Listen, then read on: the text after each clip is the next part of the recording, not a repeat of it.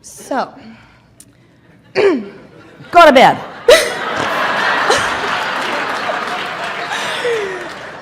I know this question is a bit out there for some. Not but- for this group. Oh, good. So I've read a book about mermaids, and I was just wondering if mermaids are real, or if they've existed, or if they're just beautiful fairy tales, and same with unicorns.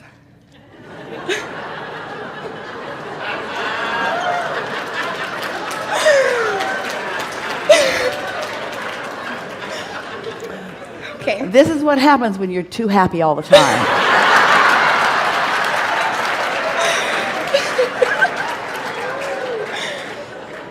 Okay.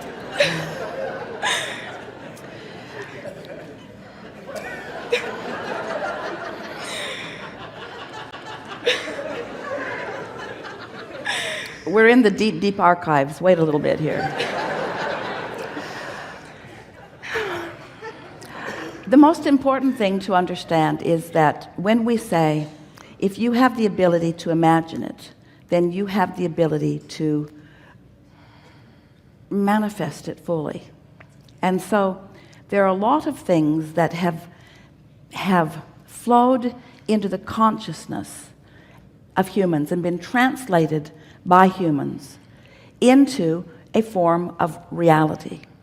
But what you want to call reality, what most of you want to call reality, is the sort of thing where nobody questions its existence.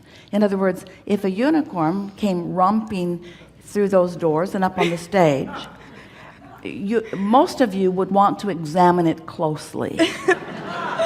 In other words, because it isn't part of your reality, meaning that it's not the human consciousness that is living on the planet has not reached a state of expectation to allow that to show itself in that full manifested form.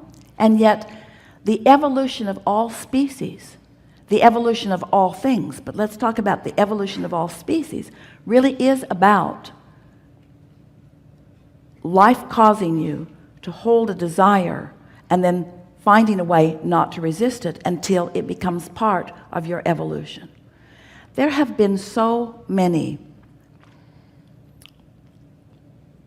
physical beings who have participated in your time-space reality. And there are those who are able to travel interdimensionally. In other words, your imagination is a very powerful thing. Your imagination is not necessarily a departure from reality. The reason that we were not just willing but eager to talk with you about this is because we or no one has any business proclaiming anything that is in your consciousness as not real.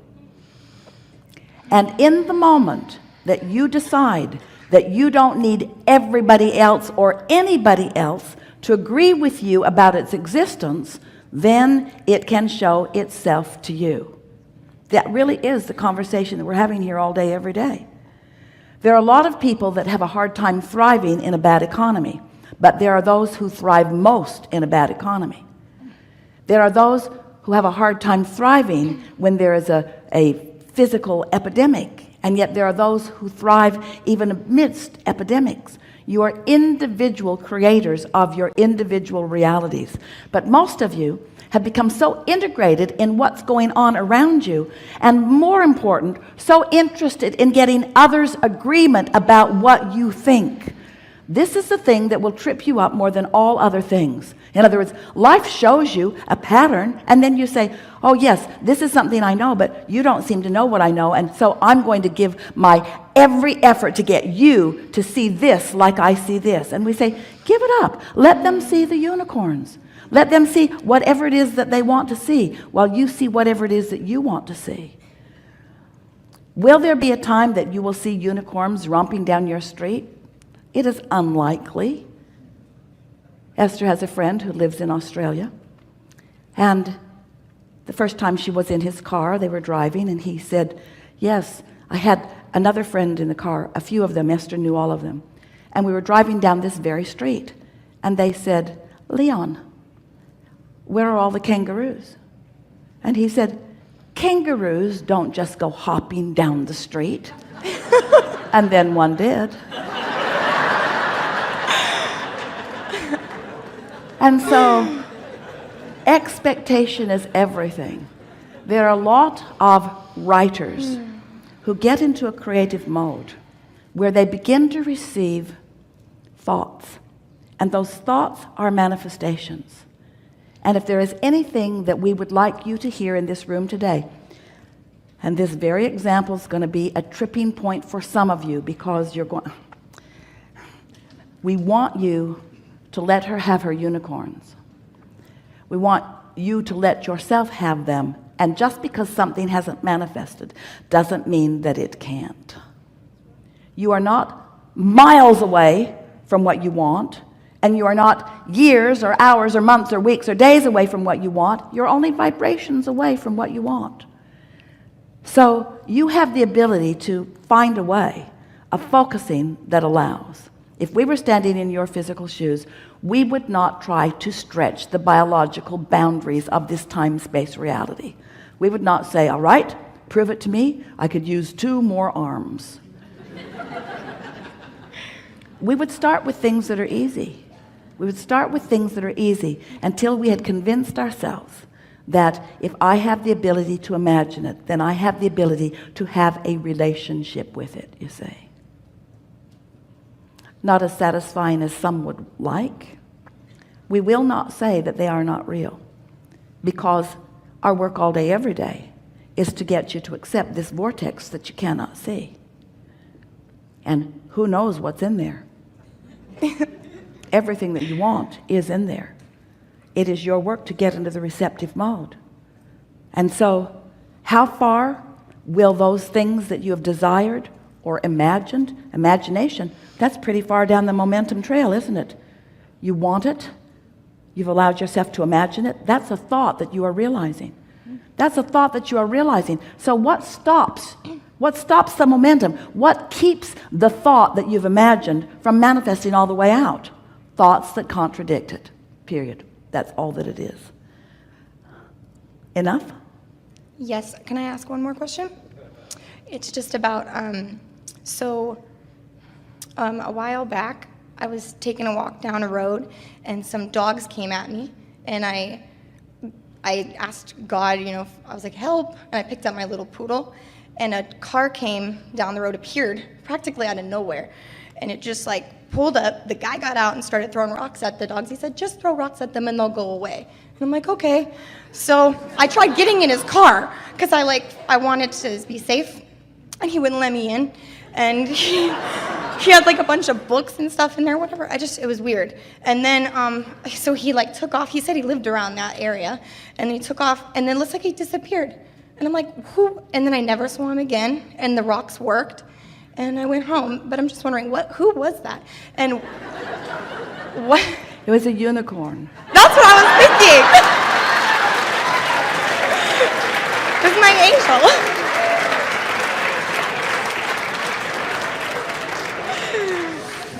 Whatever you, when you are in a strong place of desire, when your desire is really peaked, your beliefs, even if they are contradictory beliefs, often play a less vibrational role when your desire is very strong.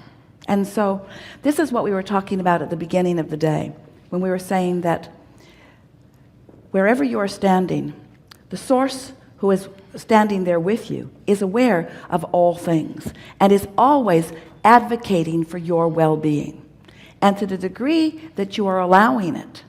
So don't you think that it is logical that someone who wants and even does believe in unicorns could manifest a